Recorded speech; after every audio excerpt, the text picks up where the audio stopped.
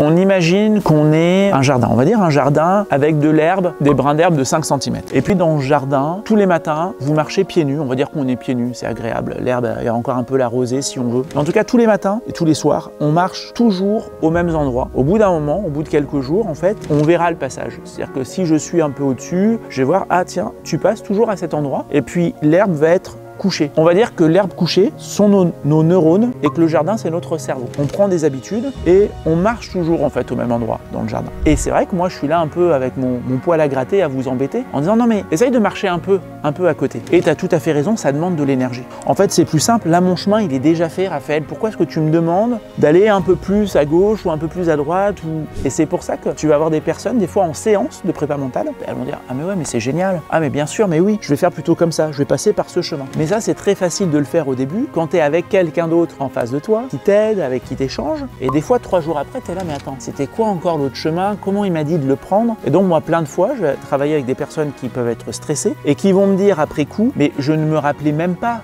de l'outil, quand j'étais dans telle situation je l'avais complètement oublié. Donc tu as raison, au départ c'est pas du tout naturel, c'est énergivore, ça demande de se poser et de réfléchir parce qu'on n'a pas l'habitude de le faire. Si jamais tu as aimé cette vidéo, je te laisse tout simplement l'enregistrer, la partager, la commenter et mettre un pouce.